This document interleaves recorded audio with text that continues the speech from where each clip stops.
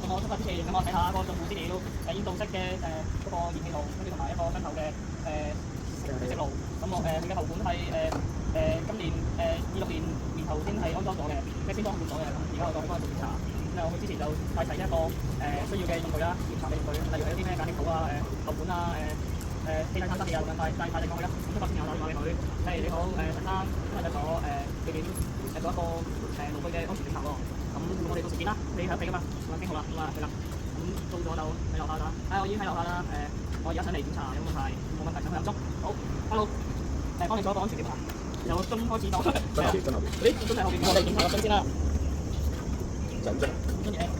咁就開咗個氣體探測器先啦。氣體探測器啦，咁而家已經開咗啦。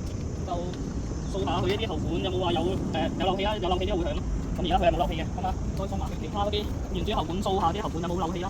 咁佢而家呢一個空間裏邊，淨係得2個使用燃氣嘅用具啦。咁我哋檢查，順住去檢查埋成個爐有冇話有漏氣啦。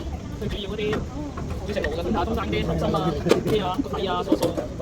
咁檢查完呢個檢查埋個燃氣爐啦，個燃氣爐係屬於係煙筒式嘅。呢條氣頭咧，掃埋佢呢啲，咁佢整體掃一圈，好啦，冇漏氣。嗱，間屋陳生你間屋我檢查過，而家係冇漏氣嘅。咁我再幫你做一個進一步檢查。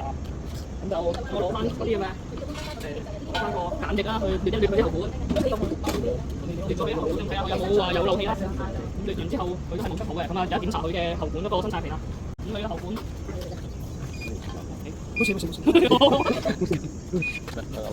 咁而家我檢查喉管嘅生產期啦。陳生呢個喉係25年嘅喎，咁你可以使用3年，就28年就要換㗎啦。咁檢查一下佢嗰個喉管嘅外觀有冇起泡啦，咁成條都係新簇嘅。咁就到時同你講翻聲。嗱，呢個外觀係冇問題嘅，同埋幫你查咗嗰個洗潔精，佢都冇漏氣㗎啦。咁佢係25年嘅產期嘅，咁佢就28年咧需要再更換嘅。咁但係我哋陸續都會每一年都會同你做一個安全檢查嘅，所以冇問題嘅呢個喉管。咁啊睇翻啲爐啦，咁啲爐管就扮嘢咁樣，係啊，而家係扮嘢。都唔係扮嘢嘅，安檢測爐咧係一個緊要嘅程序。好啦，咁開得下啲爐睇下先。慢慢啊。而家一打就 O K 嘅，唔怕話打下唔着咁樣，即係證明佢都話唔係怕濕嘅。咁兩邊都要做檢查啦。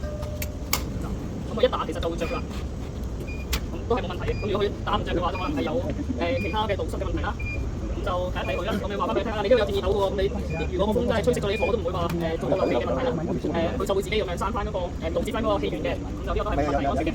咁喉管啱啱就已經檢查過㗎。咁呢一個燃氣爐大致上係冇問題嘅。咁啊睇一睇呢一個熱水爐啦，熱水爐啱啱都檢查過，佢啲喉管已經搽下油啦，咁再翻埋睇佢都化起泡嘅，咁就基本上呢一個冇問題啦。咁而家就幫你試一試咁嘅熱水爐，得啦，係啦，咁都係一打就着㗎啦咁樣。咁我哋再攞個探測器先，我哋啱啱做完一嚿嘢咁樣 check 下，有冇話有氣嘅問題。做完嗰一嚿嘢都 check 一次，咁就十分之安全。陳生我已經幫你檢查埋一個熱水爐啦，咁就佢開嗰陣時咧都係冇問題嘅，咁喉管我都幫你搽咗油啦，就係怕氣泡嘅，咁喉管就冇漏，咁就幫你做多次嗰個氣體嗰個探測咧都冇泄漏，咁而家係 O K 嘅冇問題。係啊，咁我剪翻張報紙翻俾你，咁喉管25年先要再使用，更換。